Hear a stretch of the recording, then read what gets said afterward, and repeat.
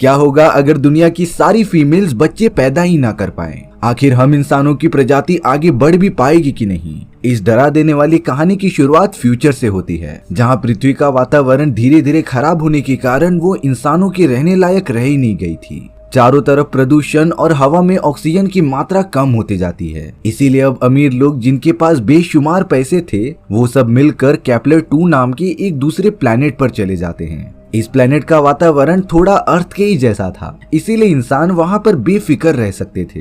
हालांकि वो गरीब लोग जिनके पास केपलर-2 जाने के पैसे नहीं थे, उन्हें अर्थ के वातावरण में कैसे भी रहना पड़ता है। पर कहते हैं ना, जो भी होता है अच्छा ही होता है। कुछ समय बाद केपलर-2 के ऊपर जो भी अमीर लोग गए थे, उन्हें ये पता चलता है कि उस वातावरण में फीमेल्स प्रेग्नेंट ही नहीं होती, और अगर इंसानों के बच्चे नहीं पैदा होंगे तब उनकी प्रजाति ही नहीं बढ़ेगी। इसीलिए केपलर-2 के वैज्ञानिकों ने एक मिशन स्थापित किया, जो इतने सालों बाद पृथ्वी पर जाकर चेक करेगा कि पृथ्वी हमारे रहने लायक है भी कि नहीं। हाइसेंस नाम का पहला मिशन पृथ्वी पर भेज दिया गया होता है, लेकिन वहां जाने के बाद उनका संपर्क केपलर-2 के वैज्ञानिकों से डिस्कनेक्ट हो गया था। इसी बात का पता लगाने के लिए कुछ ही महीनों बाद हाइसेंस नाम का दूसरा मिशन भेजा जाता है। उनका स्पेसशिप जैसे ही पृथ्वी के वातावरण में घुसा, वहाँ कुछ टेक्निकल इश्यू के कारण वो तेजी से नीचे गिरने लगता है। अच्छी बात तो ये थी कि वो स्पेसशिप डायरेक्टली पानी के अंदर गिरा, जिससे कि एस्ट्रोनॉट मारे नहीं गए। स्पेसशिप के अंदर ब्लेक नाम की एक एस्ट्रोनॉट अपनी टीममेट केक और टकर के साथ मौजूद थी।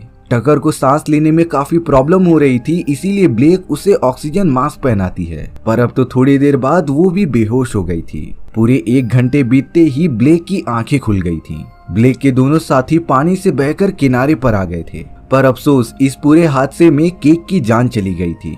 टकर भी काफी ज्यादा घायल हो चुका था। इसीलिए अब ब्लेक टकर को एक जगह पर रुककर आगे बढ़ चलती है किसी से मदद मांगने के लिए। लेकिन यहाँ ब्लेक इतना तो समझ गई थी कि पृथ्वी पर अब कोई भी रेडिएशन मौजूद ही नहीं है, यानी कि पृथ्वी इंसानों की रहने लायक फिर से हो चुकी है। अब यहाँ पर टकर ब्लेक को रेडियो मैसेज में ये कहता है कि तुम्हें अपनी फर्टिलिटी चेक करनी चाहिए। शायद से जिस केपलर-2 प्लैनेट के वातावरण में फीमेल फर्टाइल नहीं हो सकती, वो अर्थ के वातावरण में हो सकती हैं। ब्लेक ने तुरंत ही अपनी बायोमेडिकल किट निकाली और अपनी फर्टिलिटी चेक करने लगी, जिसके बाद ब्लेक को पता चलता है कि वो अभी भी फर्टाइल है। लेकिन यहाँ पर ब्लेक का रिजल्ट नेगेटिव आता है, यानी कि अभी भी वो किसी भी बच्चों को जन्म नहीं दे सकती थी। अब चारों तरफ कोई मदद ना मिलने के बाद ब्लेक वापस लौटना चाहती थी, लेकिन चारों तरफ इतना धुंधला होने की वजह से ब्लेक को कुछ भी दिखाई नहीं दे रहा होता। इसीलिए अब टकर एक फ्लेयर गन फायर करता है, जिससे कि ब्लेक वहां पर आ जाए। लेकिन टकर के पास तो वहां पर कुछ ऐसे लोग आ गए थे जो पृथ्वी के वातावरण में काफी टाइम से जिंदा होते हैं। ये वही गरीब लोग थे जो कि केपलर-2 प्लैनेट पर नहीं जा पाए और मजबूरन उन्हें पृथ्वी के वातावरण में ही रहना पड़ा।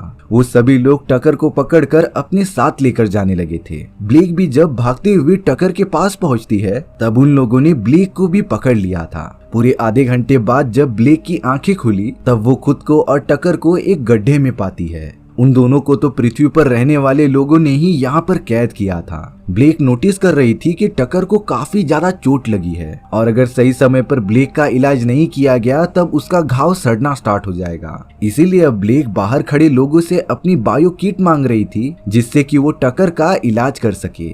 वो सारे लोग तुरंत ब्लेक को बाहर निकालते हैं, लेकिन सबसे पहले उन्होंने ब्लेक को कहा कि वो उनके आदमी को ठीक करे। ब्लेक अपना बायो किट लेकर उस आदमी को ठीक करके वापस टकर के पास आ गई थी। ब्लेक लगातार टकर को ठीक करने के लिए उसे इंजेक्शन देती जाती है। साथ ही साथ ब्लेक टकर को एक इम्पोर्टेंट बात बता रही थी कि उसने उन सारी औरतों के बच्चों को भी देखा है, यानी कि पृथ्वी पर मौजूद फीमेल्स पूरी तरीके से फर्टाइल हैं और बच्चों को जन्म दे सकती हैं। अब यहाँ टकर का ब्लड रुकना बंद ही नहीं हो रहा था। इसीलिए अब टकर ब्लेक से कहता है कि तुम मुझे छोड़कर अपना मिशन करने पर ध्यान दो, क्योंकि अगर मैं जिंदा रहा तब तुम्हारे लिए एक बोझ बन जाऊंगा। अब अपने दिल पर पत्थर रखते हुए टकर एक डेड पिल निकालता है और उसे खा लेता है, जिससे टकर की तुरंत ही मौत हो गई थी। ब्लेक टकर की इस कुर्बानी को जाया नहीं जाने देने वाली थी, इसीलिए उसने डिसाइड किया कि वो इस मिशन को सक्सेसफुल बनाएगी। यहाँ पर हमें ये भी पता चलता है कि हाइसेंस के पहले मिशन में ब्लेक के फादर भी शामिल थे,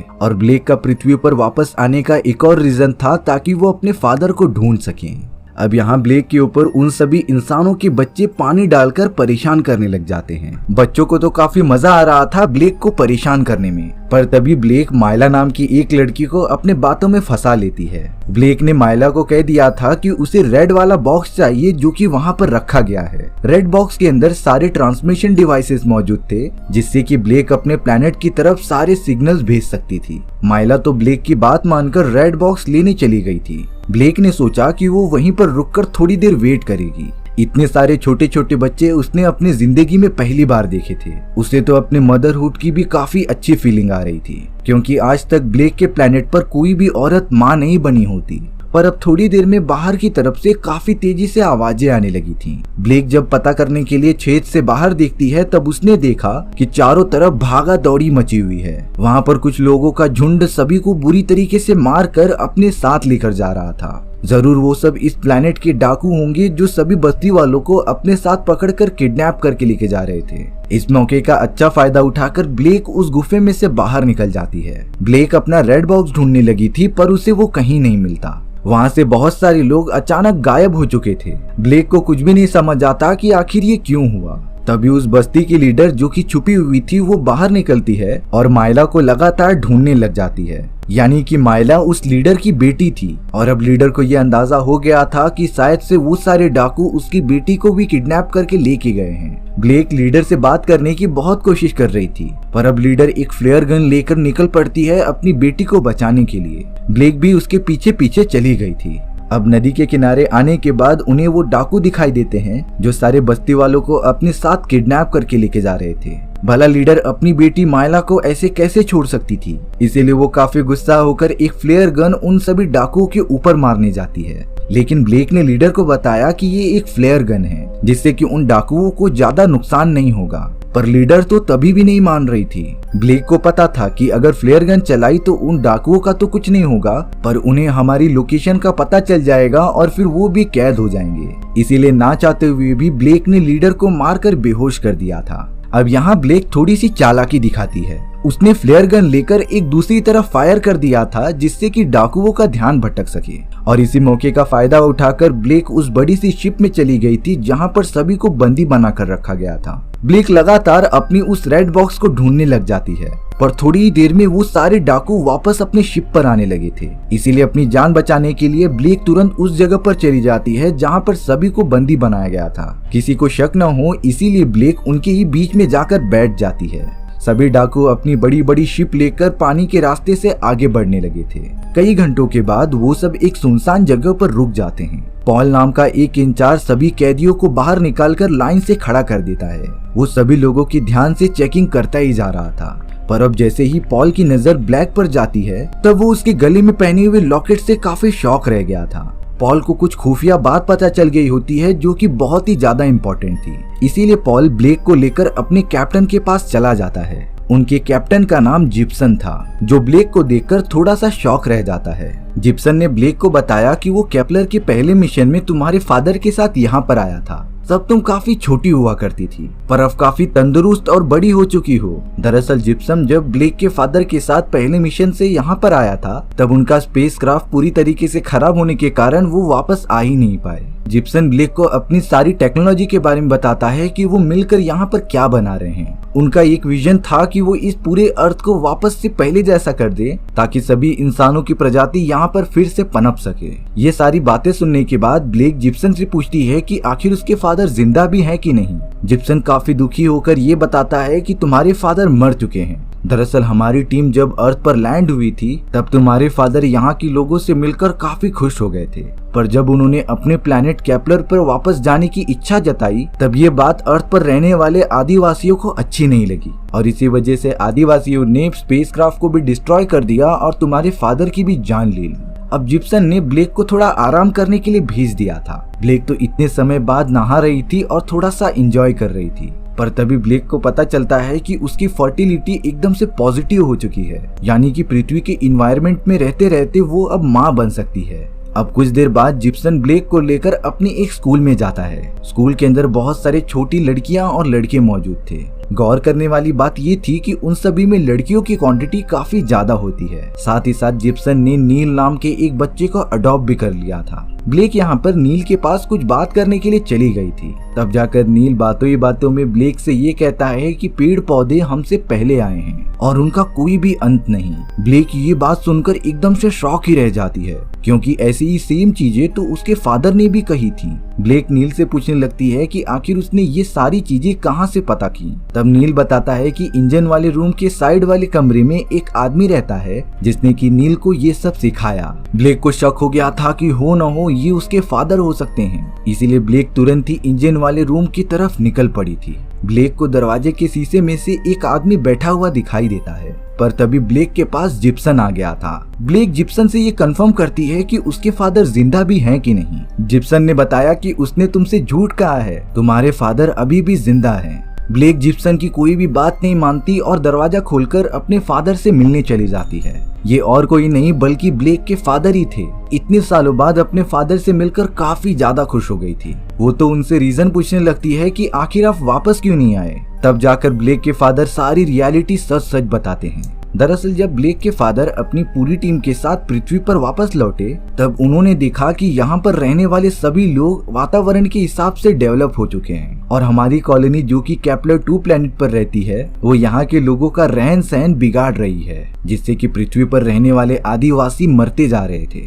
और इसी वजह से ब्लेक के फादर ये नहीं चाहते कि केपलर 2 से और कोई भी इंसान यहाँ पर आए, क्योंकि इन सारी चीजों की वजह से पृथ्वी पर रहने वाले सारे आदिवासी मारे जाएंगे। ब्लेक को कहीं न कहीं जिप्सन के ऊपर शक होने लगा था, पर जिप्सन ब्लेक के सामने काफी अच्छे बनने का नाटक करता ही रहता है। जिप्सन ने तो ब्लेक को डिनर पे भी बुलाया ताकि वो उसे इम्प्रेस कर सके, पर अचानक खाना खाते समय वहाँ की पूरी लाइट्स ही चली गई थी। ब्लेक तो इस बात से बहुत ही ज्यादा घबरा जाती है। जिप्सन ब्लेक, अपनी वाइफ और अपने बेटे को कह रहा था कि वो एक सेफ जगह पर जाके छुप जाए, लेकिन ब्लेक इतनी आसानी से थोड़ी जाने वाली थी। वो तो इंजन रूम में जाकर चेक करने लगती है कि आखिर लाइट्स को हुआ क्या। पर तभी ब्लेक को आदिवासियों के लीडर ने पकड़ लिया था, यानी कि लाइट्स और किसी ने नहीं बल्कि आदिवासियों ने ही बंद की थी। लीडर यहाँ पर इसीलिए आ गई थी ताकि वो अपनी बेटी को ढूंढ सके।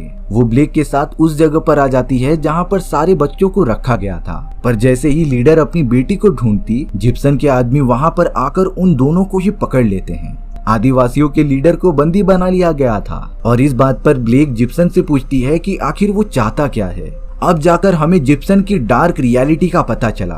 दरअसल जिप्सन यूं ही इतने सारी लड़कियों को नहीं पढ़ाता था, बल्कि वो तो इन्वेस्टमेंट कर रहा था। दरअसल केपलर 2 के प्लेनेट पर कोई भी औरत नहीं मौजूद होती, इसीलिए जब वो केपलर 2 के सभी लोगों को अर्थ पर वापस बुलाएगा, तब उन्हें आने में कई सालों का समय लग सकता था। और अगर केपलर 2 प्लेनेट के सभी लोग यहाँ पर आ गए, तब उन्हें रिप्रोडक्शन के लिए लड़कियां तो चाहिए ही होंगी, और तब तक ये सारी लड़कियां रिप्रोडक्शन के लिए तैयार हो चुकी होंगी, जिससे कि हमारी पॉपुलेशन बढ़ेगी और इंसानी सभ्यता एक बार फिर से पृथ्वी पर स्थापित हो जाएगी।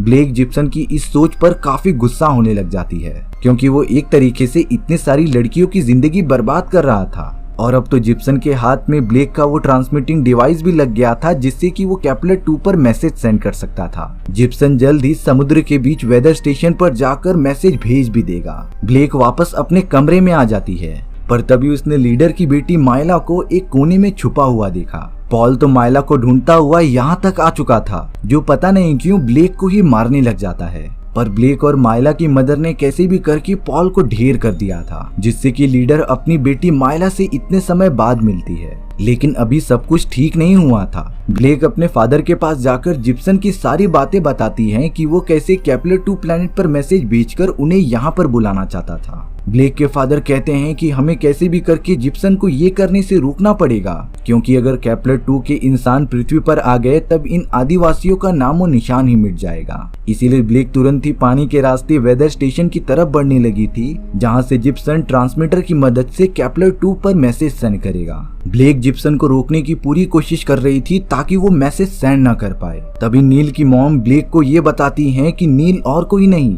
बल्कि तुम्हारे फादर का बेटा है। जिप्सन ने तो गुस्से में आकर नील की मॉम को गोली मारकर नीचे फेंक दिया था, और अब वो लगातार केपलर 2 पर मैसेज सेंड करने का प्रोसेस चालू कर देता है। लेकिन अब यहाँ पर ब्लेक जिप्सन को लेकर पानी के अंदर कूद जाती है, जो कि अब लगातार जिप्सन की जान लेने की कोशिश कर रही थी। कई मिनट्स बीतने के बाद भी ब्लेक जिप्सन को छोड़ती ही नहीं। और अब अंत में जाकर जिप्सन की मौत हो जाती है। ब्लेक के भी बॉडी में जरा हिम्मत बची नहीं होती, इसीलिए वो भी पानी के अंदर डूबती जा रही थी। लेकिन सही समय पर आदिवासियों के लीडर पानी में आकर ब्लेक को ऊपर लेके आ जाती है, जिससे कि ब्लेक की जान बच गई थी। सभी आदिवासियों ने मिलकर जिप्सन की पूरी टीम को खत्म कर दिया था, यानी कि आदिवासी पूरी तरीके से आजाद थे। ब्लेक अब नील के पास जाती है क्योंकि उसे अब पता था कि नील उसका सगा भाई है। और तो और जिप्सन ने वो मैसेज केपलर 2 की तरफ ट्रांसफर कर दिया था, जिसका मतलब ये होता है कि आज से पूरे 10 साल बाद इंसान वापस अर्थ पर आएंगे। इसीलिए ब्लेक और सभी आदिवासियों को टेक्नोलॉजी के मामले में काफी आगे बढ़ना पड़ेगा। ब्लेक इसी कसम को लेकर आगे बढ़ने लग जाती है और इसी तरीके से हमारी ये कहानी यहीं पर खत्म हो चुकी थी। सो व्यूअर्स, आपको ये स्टोरी कैसी लगी कमेंट सेक्शन में बताना भूलना मत। और अगर आपको मेरा एक्सप्लेनेशन 1% भी अच्छा लगा होगा ना, तो वीडियो को लाइक एंड चैनल को सब्सक्राइब जरूर कर देना। मिलते हैं नेक्स्ट वीडियो में, बाय बाय।